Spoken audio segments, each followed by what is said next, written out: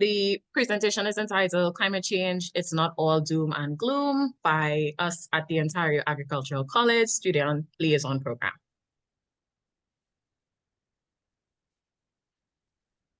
So just a bit about myself. My name is Anya Lewis. I am a liaison assistant at the Ontario Agricultural College at the University of Guelph. Currently, I am a Master of Environmental Science student. I also did my bachelor's at Guelph. I did the Bachelor of Bioresource Management, where I majored in environmental management. And I am an international student. I originally came from Trinidad and Tobago, which is located within the Caribbean. So yeah, that's just a bit about myself and my background. All right, thank you, Anya. So I'm going to take over for a few minutes. So my name is Rachel. I am the liaison officer for the Ontario Agricultural College. So I work with high school students such as yourselves, trying to help make an educated decision for your pathway once you decide to go to post-secondary. So tonight, along with the presentation that we're going to show you, we are going to do a little bit of a program presentation. So hopefully I can interest you guys in one of the programs that we offer. So for a little background to start, we are the Ontario Agricultural College, or as we will use probably throughout this entire presentation, is OAC. As a part of the Student Liaison Program, we are aimed at promoting the opportunities and pathways available to pursue a career in agriculture, food, communities, the environment. Tonight, we'll focus obviously specifically on environmental programs, but please keep in mind there's many others as well. The Ontario Agricultural College is internationally renowned for its research, teaching, knowledge extension for many broad areas within food, agriculture, communities, and the environment. We are spread across 2 campuses. Where we are coming from is our main campus, so that is within Guelph, Ontario, but we also have a Ridgetown campus, which is more for our diploma programs, which I will touch on a little. We also have 8 degree programs with 17 majors, as well as 6 diploma programs, 1 certificate, and 1 apprenticeship. So there is something for everyone within the OAC. As a cool little statistic, there is actually 4 jobs that exist for every one of our graduates from a food or agriculture sector. So that includes our environment as well. So that's a cool little statistic to just know that there's always going to be a job for you in this field. So cooperative education is something that we offer for almost all of our programs. There are very little that we don't have a co-op option for. These options and opportunities really allow for relevant work experience, building professional networks, developing essential interpersonal skills, which are needed to succeed within the workplace. And you all get paid while you're earning your degree, which is pretty cool and a little different than what you might have in secondary school. So that's a cool little plus when you do co-op in university. Each student will be assigned a co-op coordinator within their first few months of school, which will help with their employment process. So anyone interested in co-op, we recommend you apply with your initial application, because it is a little more difficult to get into later on in the school year once you start in a program. So the first program I'm going to touch on really quickly is our Bachelor of Bioresource Management program. So this was actually the program that Anya graduated from. So this majoring in environmental management. I personally also took the Bachelor of Bioresource Management, but I majored in equine management. So I studied horses. Both of these are offered at the University of Guelph. They combines business and science into 1 degree, which allows students to have both sides within the environmental sciences as well as business and economics. Students in an environmental management program can learn through practical and theoretical experience and grow their understanding for environmental science, technologies, and business. Students will develop leadership and problem-solving skills through field trips, working with industry mentors, and through coursework. Co-op is also available for this program. On the screen, you'll see just a few little notes of some careers in which you can pursue after completing this program. The next one I'm going to touch on briefly is our Bachelor of Science in Environmental Science. This one is a little bit complex, so I'll explain what I mean in a moment. For this degree, you'll see that there are 4 majors to choose from. So this includes ecology, environmental and resource management, environmental economics and policy, and environmental science. All of these majors include co-op. So if you are interested in taking co-op, you can through all of these majors. Another thing to note is that during your first year of study, you actually go into the program as just the degree. So you'll have a Bachelor of Science in Environmental Science. After that second year, or after the first year, once you're in your second year of study, you will actually then declare your major. So you get a whole year to kind of take in the program, kind of think about what you may want to do or where you want to major, which is a really cool kind of option for this program. This is not offered for all programs. So again, here's just a few more careers that can kind of show you within each major. If you're interested in one of these majors, you can kind of see what career you can pursue within each one. As a note, even for our first one, there are many more career opportunities. These are just a few that we list just to get you thinking about what could be beneficial for which major. So the next program I'd like to talk about is actually one that is very unique to the University of Guelph. It's its only kind in Canada, and it is really exciting and a good, a different take on the environment for sure. So this is a brand new Bachelor of Indigenous Environmental Science and Practice, which is a science degree program with the environmental focus that blends Western science with Indigenous knowledge systems. Courses will address Indigenous knowledge systems, land-based teachings, and the Indigenous settlers' relations in Canada. This includes theoretical and applied aspects of the environmental science and technology and management, as well as land use and policy development practices. So these are a few that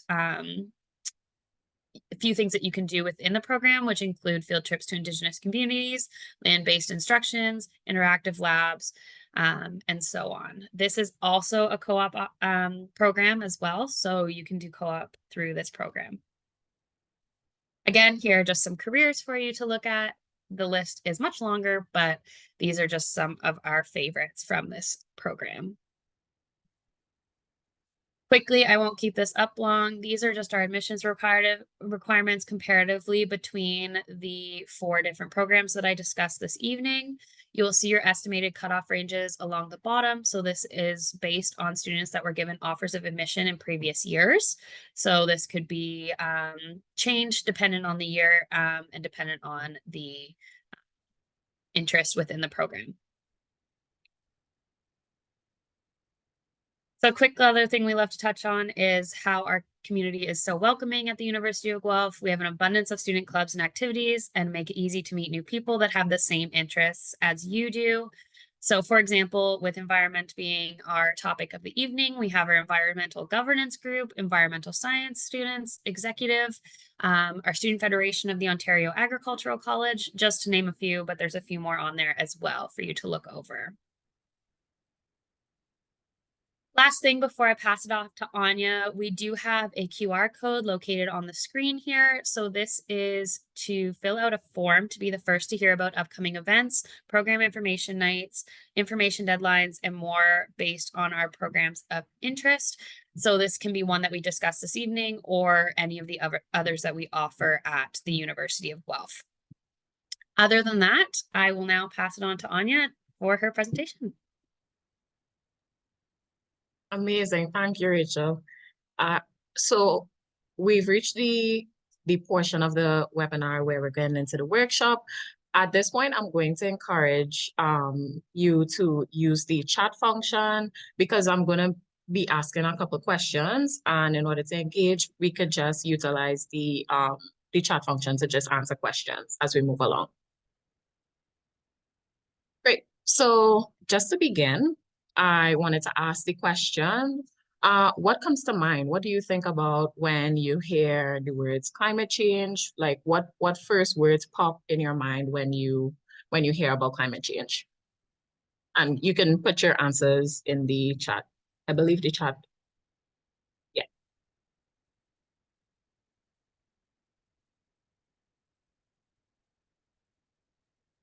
Nice. So I'm seeing global warming. That's definitely one. Do we have any others? Melting of ice caps. Definitely one. That definitely comes to mind. And extreme weather, especially as time progresses, extreme weather, carbon emissions. These are some excellent answers. Clearly, we have some climate change experts among us. How human beings have impacted the earth on a huge scale and impact. Excellent answers, guys. Excellent answers. So definitely these are all things to consider when we when climate change comes to mind. It's a lot of different impacts and effects caused by climate change, and we're just going to discuss a few of them and delve into it some more today. So we're moving on to the next slide where we'll discuss a definition of climate change. So what is climate change? Climate change is defined as a change in the global or regional climate patterns observed over a longer period of time. So it's a long-term change in climate patterns. So moving on to the next slide. We're going to have a short mini quiz at this point in time where we're going to, not just yet, but we will after I discuss what weather and climate is. Um, so yeah, let's get into what weather is. So weather is defined as a short-term change occurring day to day or from time to time. And it's the condition of the atmosphere at a specific time of day. For example, it's snowing outside right now or it's raining outside right now. So it's really the state of our atmosphere at a specific time of day, short term. And climate is a bit more long term than weather. Climate describes what the weather of an area is like over a longer period of time. Um, It's characterized by our five main climatic zones, which are tropical, dry, mild, continental, and polar. And it deals with data such as average temperature or rainfall averages as well. So jumping into that quiz I was telling you guys about, we'll be utilizing the chat function again. Um, so now that we know what weather and climate is, I'm gonna ask you guys a few questions. So last year it rained on Halloween. Is this a case of weather or is this a case of climate?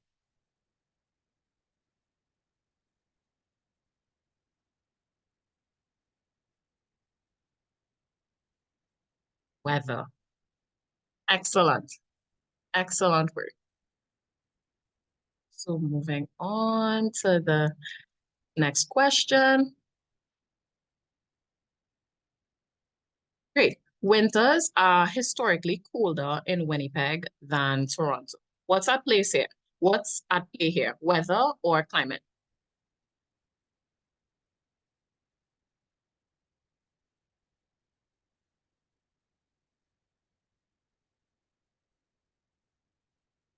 Yes, you're so right. Climate is definitely at play here.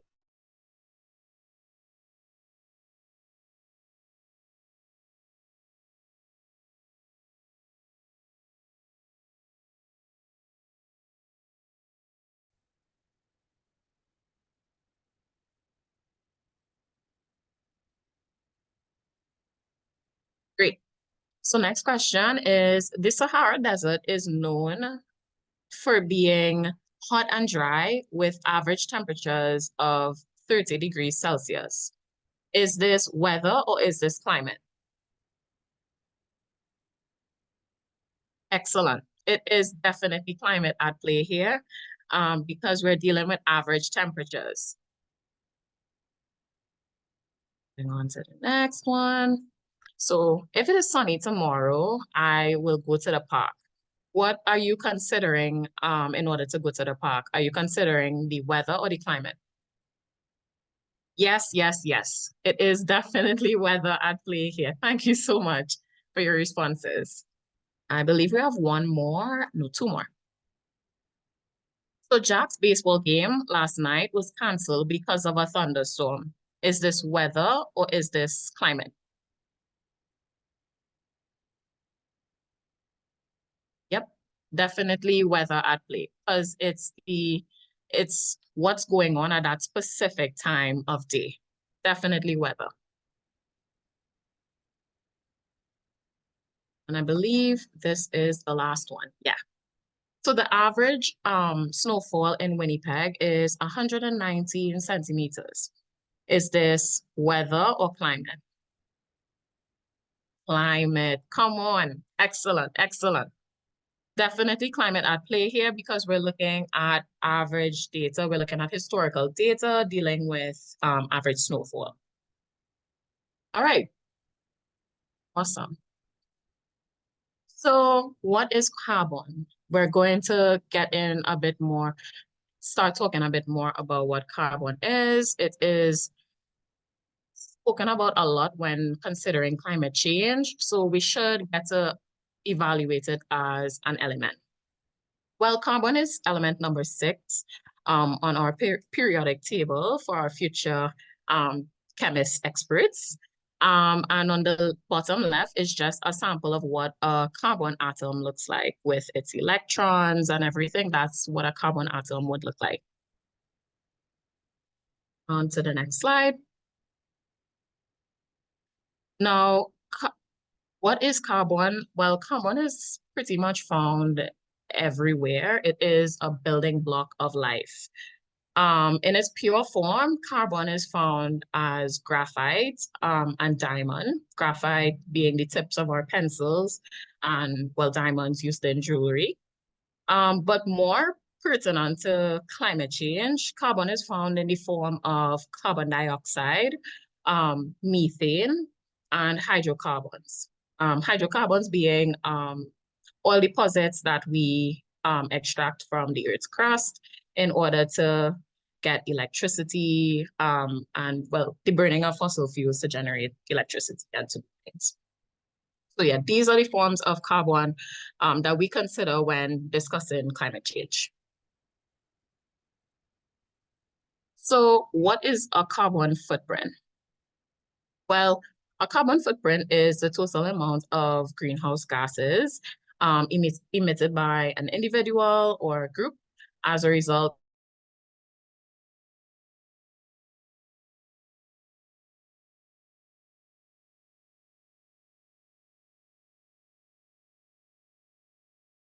one cycle and how much, what the impact of that is.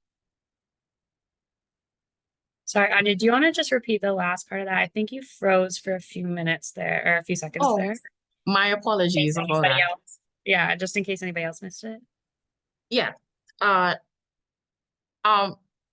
So the carbon footprint is the total amount of greenhouse gases emitted by an individual group as a result of their consumption of fossil fuels. So it's really how humans affect our carbon cycle, how much additional carbon we're putting into the atmosphere to induce that greenhouse warming effect that we know about today. And next we have a video to show you guys.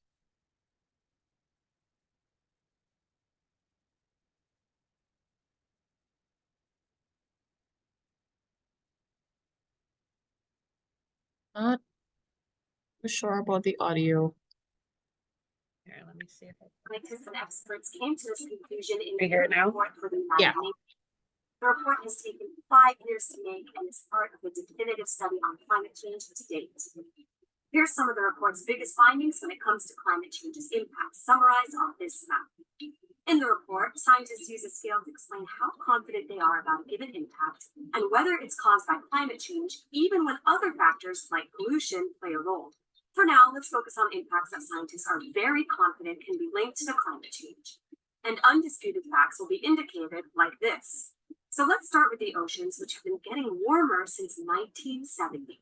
Scientists are highly confident warming has been caused by greenhouse gases that humans have been pumping into the atmosphere. The warming has massive consequences. One example, in the Northeast Atlantic, fish, zooplankton, seabirds, and other species are moving towards the poles to escape the heat. And in the Mediterranean, some species have died en masse, while new warm water species have invaded. How does this affect people? Well, 90% of the people who work in fisheries come from the world's poorer countries and won't have jobs if fish move or disappear. No fish also means no food, especially for places like Central and Western Africa, Peru, Colombia, and elsewhere, which rely on the sea for food security. And it's not just sea life that's affected. Animals and plants in Europe, North America, Chile, and Malaysia have recently moved an average of 17 kilometers towards the poles and 11 meters up in altitude to escape the heat. But moving isn't an option for coral reefs. Coral reefs around the world are bleaching and dying in increasing numbers. Coral reefs are home to more than 4,000 species of fish. The irreversible loss of reefs would impact 500 million people who rely on reef ecosystems for $5 billion a year. Finally, there's the Arctic. So many changes are happening in the Arctic that scientists say a regime shift is taking place there. The Arctic's permafrost is thawing and shrubs are literally creeping upwards into areas where they couldn't grow before. Animals that rely on ice, like polar bears and seals, are being severely affected, especially in the warming summers. In turn, food security for the indigenous people who live in the Arctic is threatened. And that's just the tip of the iceberg as glaciers continue to melt worldwide because of climate change, raising sea levels. Pretty scary stuff, huh? So, is climate change already impacting you where you live? Let us know by commenting on this video, and don't forget to subscribe to AJ Plus.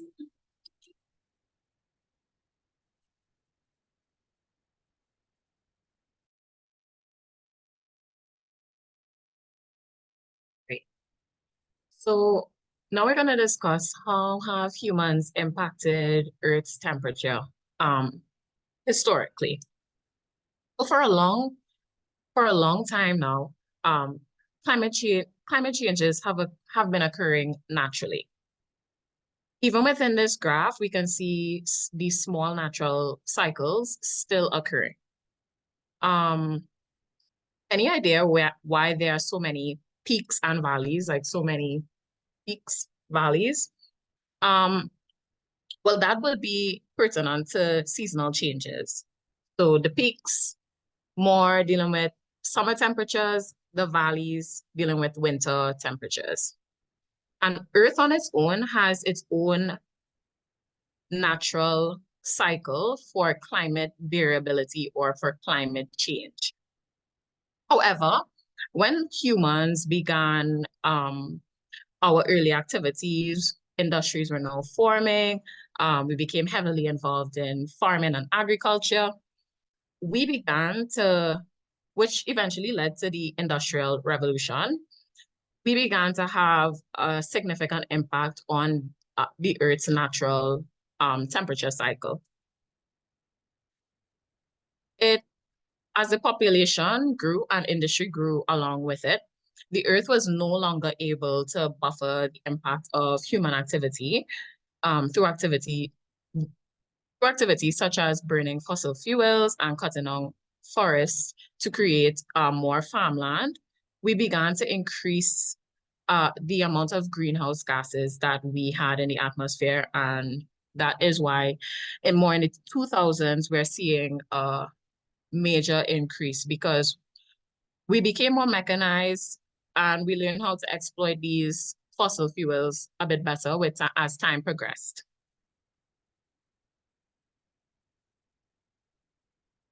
So on to the next.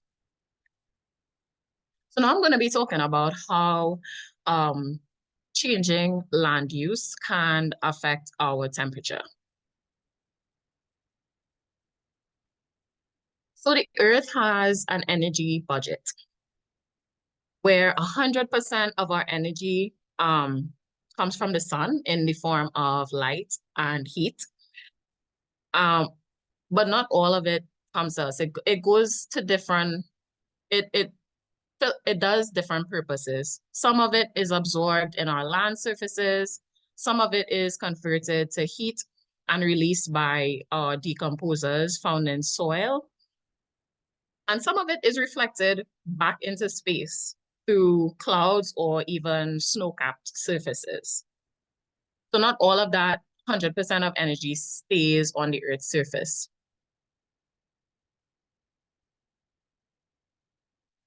So this is perhaps a new term, albedo, and it refers to how reflective our land surfaces. So low albedo surfaces would be oceans, rainforest, deciduous forests, and high albedo surfaces would be bare ground, frost, or snow-covered land. So this is why when humans interfere with our natural land surfaces through processes like deforestation or urbanization, where we are changing how that land surface used to be, we are also changing how much of that 100% of solar energy that's coming down onto Earth is going to be absorbed by the Earth's surface, and how much of it is actually going to be reflected back out into space, because that land surface is no longer the way it used to be. When people cut down forests, it causes a slight cooling effect in the Earth's atmosphere, as the land surface is no longer absorbing sunlight energy through photosynthesis, but instead reflecting most of it back into space, because it went from a forest surface to now being bare ground. When polar ice melts, it causes a warming effect in the Earth's atmosphere, as the reflective ice surface that was once there changes into ocean and begins to now absorb sunlight energy instead of reflecting it back into space as it was doing previously. Go on to our next slide. And these changes in our land surfaces are what do have an impact on the effects that we see from climate change within our environment. Effects such as droughts, wildfires, heat waves, hurricanes, tsunamis, flooding, you name it. So moving on.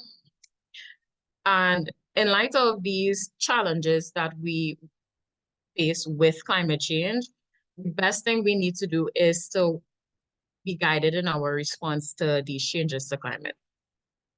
And there are two types of approaches to climate change. There is climate adaptation and there's climate mitigation.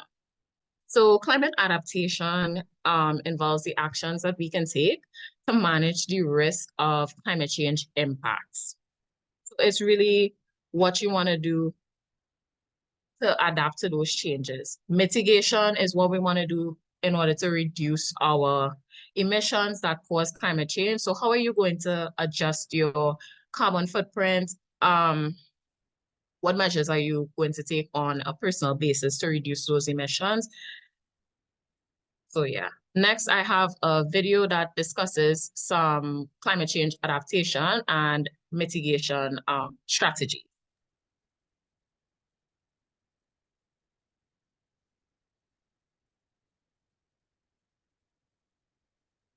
Noticed how climate is changing? When we say climate, we're not referring to day-to-day changes in weather. We're talking long-term trends, changes that you can only see over a long period of time. Like shorter ice cover on lakes, warmer average winter temperatures, longer summers, more frequent heat waves, and flooding from severe storms. These changes in climate can be difficult to see as we go about our daily lives, but they are important because they impact our communities, economy, and culture. The way we live is based on the climate we live in. Warmer winters means less ice fishing, snowmobiling, and cross-country skiing, all vital parts of our culture and economy. Longer summers mean farmers have a longer growing season, but more bugs and diseases to deal with. Heat waves may be nice if you're on the beach, but they can harm vulnerable people like the elderly and young, or those who don't have access to cooler places. And flooding from heavy rain can destroy homes, roads, and crops. As our climate continues to change, impacts are becoming more and more serious. And even if climate change is not impacting your community now, it will soon. But how and when we react, though, is up to us.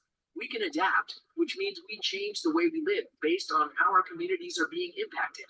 If flooding is a problem, we can redesign stormwater systems to handle more water.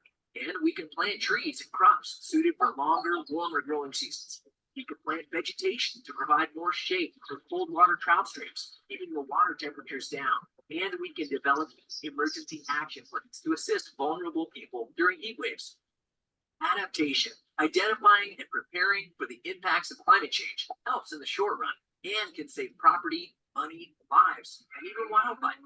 But in the long run, if we are to slow climate change, we have to curb emissions of carbon dioxide and other heat-trapping gases in an effort to reduce global warming. This is called mitigation. Small steps like driving and flying less, decreasing energy use, or reducing consumption are all examples of mitigation. But if mitigation of climate change is to be effective, it has to be on a large scale, which means we have to reduce harmful emissions as individuals, as communities, as businesses, as states, as countries, and collectively as a world.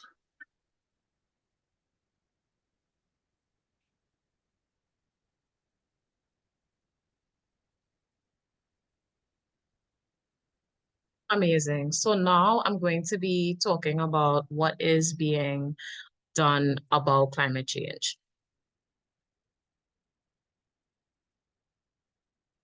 So in Canada, climate change doesn't just involve our personal changes. What are we going to do to adapt or to mitigate the effects? But it also involves government and policy, the large scale changes that are going to guide our behavior. So in Canada, just to discuss some of these strategies that we have here, through the Paris Agreement, Canada has adopted a target to reduce its economy-wide greenhouse gas emissions by 40 to 45% below 2005 levels by the year 2030. So Canada is also committed to reducing its emissions to a net zero by the year 2050. So that's the commitment Canada's made through the Paris Agreement. As of January 1st, 2023, carbon taxes have become $65 per ton of greenhouse gas emissions and will continue to increase to $170 per ton by the year 2030 for businesses and fuel consumers. Now, onto single-use plastics, which we know cause a major impact on the environment. Since December 2022, the manufacture and import for sale of single-use plastics in Canada,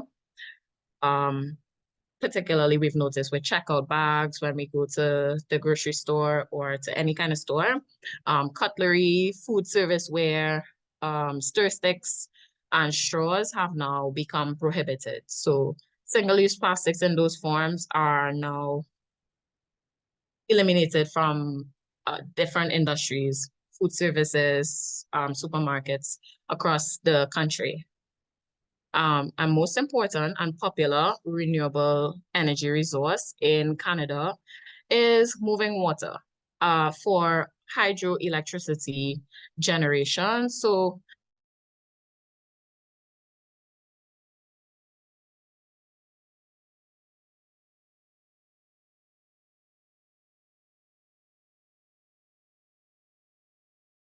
a growing population. On to the next slide.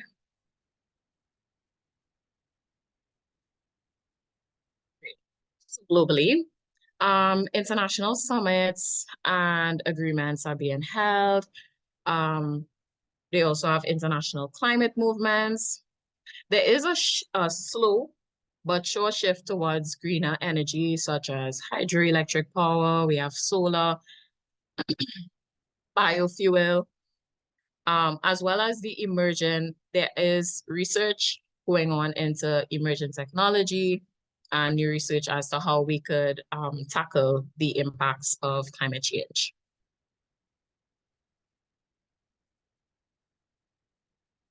Right. And this is back to a more personal level. What can we do on an individual basis to tackle climate change? Well, we know we can take off the lights at home when they are not in use. We can definitely commute greener. We could carpool, we can take the bus, ride our bikes to school or to the store. We can get involved, like most of you are with Generation Green and in community organizations that promote awareness around climate change, decrease our household waste, and really start conversations with our friends and our family members around what climate change really is. The more we discuss the matter of climate change, the more we can identify individual ways and strategies we can use to adapt and mitigate climate change issues. Yeah. And thank you so much for listening to my presentation. I now open the floor to your questions. If you had any questions, or if you even learned something new today, I am more than happy to hear from you guys using the chat function.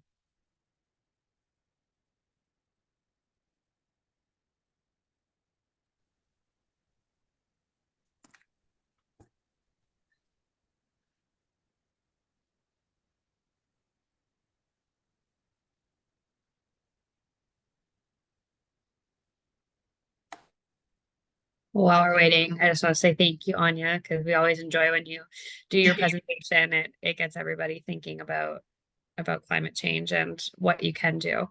No worries. Awesome. Maybe I'll ask a question. Oh, we have one. Okay, never mind. We've got one coming up. Yeah. Thanks for climate change. So the question is, how do we think we should be involved in the community or politics to promote things for climate change? That's a good question. It is a really good question. Well, just a minute and I'll answer. Just 1 second. Let me just think.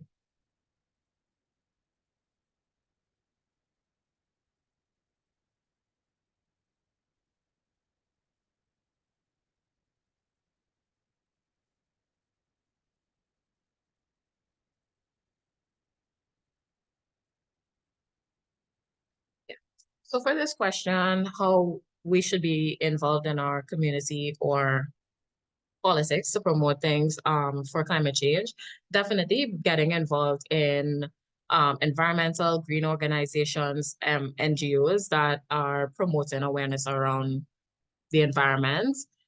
Because in general, the environment is an interconnected system. So you affect one aspect of the environment, it is going to have an effect overall on climate change.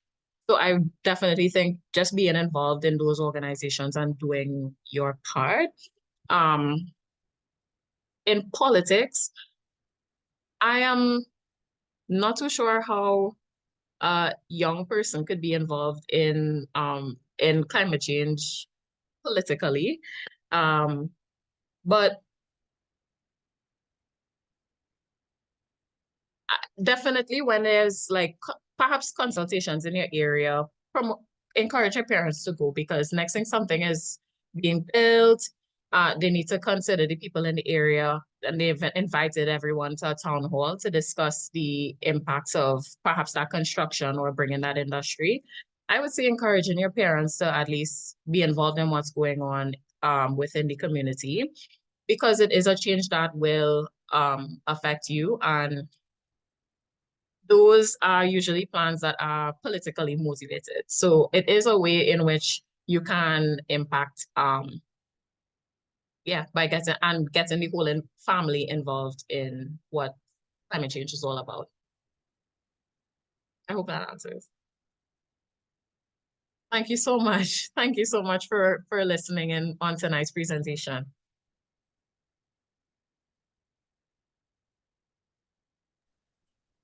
Does Did we have a anybody else question? have a question to ask?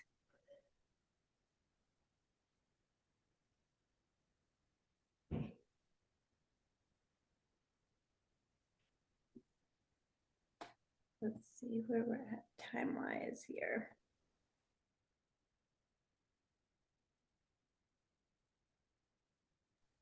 We still have a couple minutes, so I was thinking I might just ask about you personally, like when it comes to the impact of climate change and doing what we can to reduce it and to mitigate it. Is there something specifically in your studies or your time that really interests you and that you think is kind of like the biggest bang for your buck, or like that will make a really big impact coming up?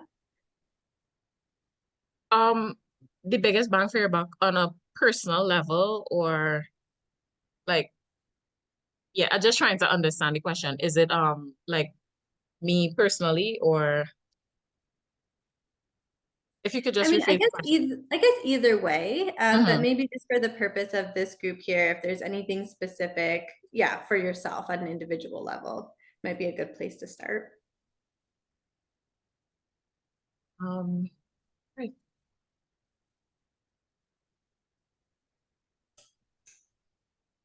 Just a minute, just Yeah, one no, second. no worries. Actually, while you think of the answer, there's a question that came up on the chat, and this one is Oh, pretty specific to the Generation Green project itself, so I can answer okay. this one quickly. It's for the calculations on the document. After we figure out how much we use for the baseline, do we use the same amount for a longer time for the adaptation? So when you're doing calculations for your project, you figure out how much you use for the baseline, you have that number, and then you continue doing those measurements after you've implemented your initiative. So if you do 1 week of a baseline measurement, we suggest 1 to 3 weeks of after you've done your actual initiative, or while you're doing your initiative, you measure it. So you would do the same amount for a longer time. Hopefully that answers your question a little bit. You can use the same amount of time, or you can do it for a longer time, but the important thing is that you're measuring kind of throughout that entire time. Serena, did that answer your question, or did that make you more confused? I would say a little bit of both. So Okay. if I use, say, around like 5 kilograms of, like, my project has to do with milk, like Okay. cow milk, like dairy milk, and substituting it with almond milk. So if I used it like about 5 kilograms for the baseline for, say, like a week, then for the next part for 2 weeks, I would measure it. Would it be that same amount plus what I start, or? So if you use 5 kilograms of milk every week, that's what you're saying, right? You consume 5 kilograms a week? Yeah, from my Okay, baseline, yeah. for the baseline. So you put that number in, you get whatever the greenhouse gas emissions are from using that amount. So the next week, you'll start fresh. So it's whatever you use the next week. So that 5 kilograms is not part of it. It'll just be, say you remove dairy milk completely and it's just the almond milk number that goes in there. So that's the only thing that you measure in the second week. And then maybe the third week, you put a little bit of dairy milk in there, you have a slip up, and then the rest of it is the almond milk, then you'll just measure exactly what you have for that week. So each week will be a slightly different number, and that will be kind of your results. Does that make sense? So basically for the, I guess what I'm measuring, not the baseline, it doesn't have to be just almond milk, or no? So just focus on whatever you're substituting them with the milk. So even if you're Okay. not having any almond milk, you're just completely taking milk out and having water or something instead, you could substitute that. But just focus on whatever the substitution is for the purpose of the project. Okay, and then also sorry, it's a lot of questions about the same thing, but Okay, no worries. for the same part, is it like, I would be doing it for longer than a week. If I did my baseline for a week, then the next part would be like 2 weeks, right? Would that be okay? Yeah, absolutely. And then we can measure after that, you can figure out what the average is per week that you're saving. So that you can do in the chart or you can do a manual calculation. But you can reach out to me if you'd like after that, and I can help you put those calculations together. Okay, thank you. You're welcome. I don't know if you have an answer to my question. There's also a new Yes. question in the chat too. So Yeah. however you. I was just reading it. So I'll answer your question first and then I'll move on to the chat. So regarding like the best, I would say perhaps like Starbucks, where you can definitely go with your own cup and they charge you the price for like the smallest size. Is a green initiative that is going on currently, like I believe at all branches. Um, but it is kind of hard to pinpoint a lot of bang for your buck initiatives because within the food industry, we know organic produce tends to be a bit more expensive than conventionally grown produce.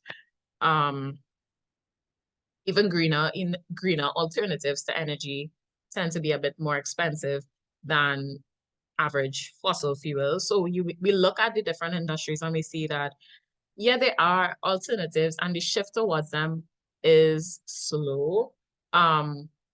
Because the existing systems that we have in place, they tend to be cheaper than what is better for the environment. I hope that answers your question. So yeah. Question for me, can I tell you guys a bit more about my program that I'm studying right now and my experience at Guelph? I can definitely do that for you guys. So I could talk from my experience first as an undergrad when I was doing the BBRM Environmental Management program. I did a variety of, mostly it was environmental courses, but I did some business courses as well. And they were courses around like soil science. I did a forest ecology course where we went at the arboretum we have on campus, and we did some tree identification, looking at leaf arrangements and such. So it was like really hands-on and practical. I've in my soil science classes, I've done sampling outside, we're looking at the soil profile.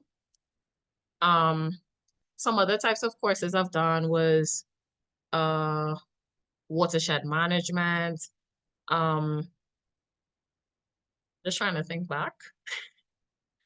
But I did during my undergrad, I did find more I did like more of soil science based courses. So I did tend to take a bit more courses related to the soils. I also did a climate change biology course, which was really informative. Some of the things I put in this slideshow, like things about albedo and the historical temperature changes, because those were things I didn't know about until I started university. I didn't know that the reflection of the Earth's surface like has an effect on the temperature and general weather in that area. But right now in my master's is a course-based master's program. So I am not doing a research project currently, but I am taking the courses I've done so far. I've done another soils course called quantitative pedology. It's like how you can quantify the soilscape using GIS technology. I've done a Great Lakes course where you're discussing the different stressors that affect the five main Great Lakes. I have done another course on environmental policy and how you can integrate science and policy, which is a really interesting aspect because we know that environmental issues have to reach that judicial level. And now currently I'm doing a geostatistics course. Not my strong suit, but I am I am open to learning new skills. Um, I'm also doing an environmental remediation course, which is really cool. You're learning about how you can use microorganisms to you can inject them into the ground and like remediate soils that were affected by salts or hydrocarbons. Like there was perhaps like oil deposited, maybe it was an oil gas station, and that land needs to be remediated.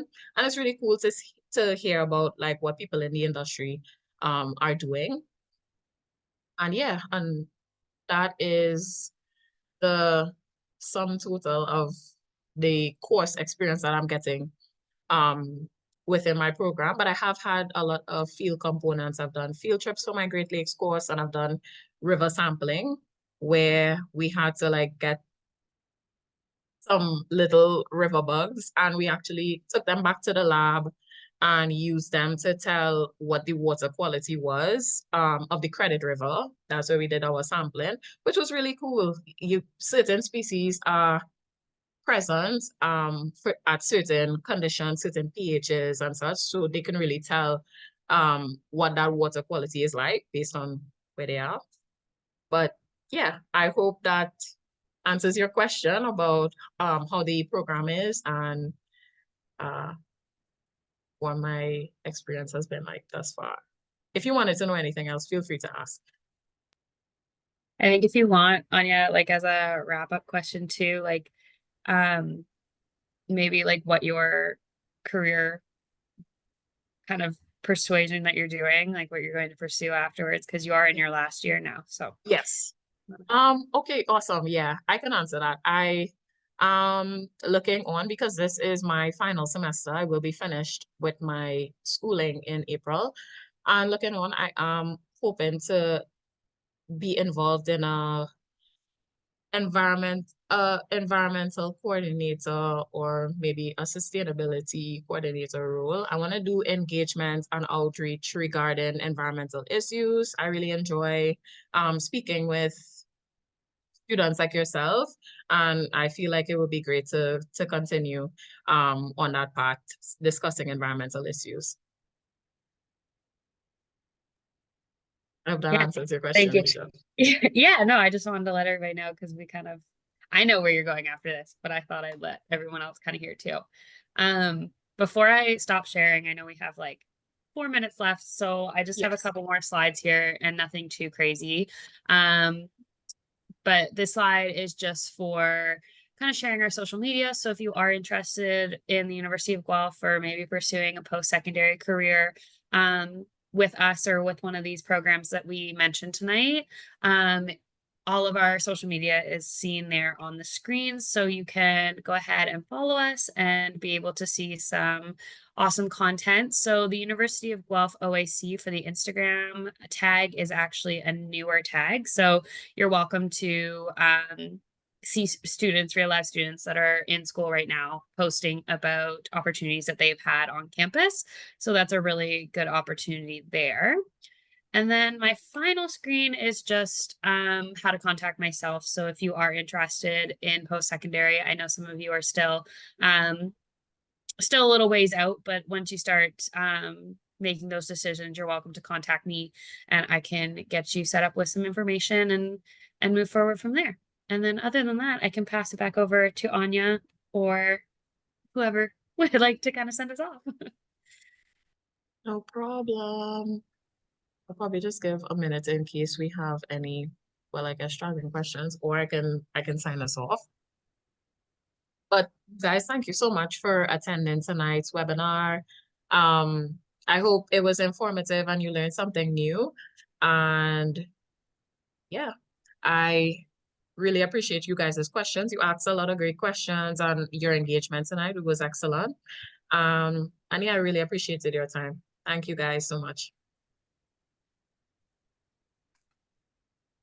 Awesome. And thank you so much for being here and taking the time out of your evening to facilitate this for us. So thank you very much. I'm sure we'll be in contact. And yeah, like all your information is up there. So if anyone has any further questions, either contact Rachel, or you can always get in contact with me and I will make sure to pass it along. So. No Even if problem. there's a question afterwards as well, like Anya and I work really close. So even if it's not a school related question, but you may have a question following this presentation, you're welcome to get in contact again with myself or your supervisor, and we'll get Anya to answer as well. Awesome. Okay, Okay. have a good night, everybody. Thank you. Thank you.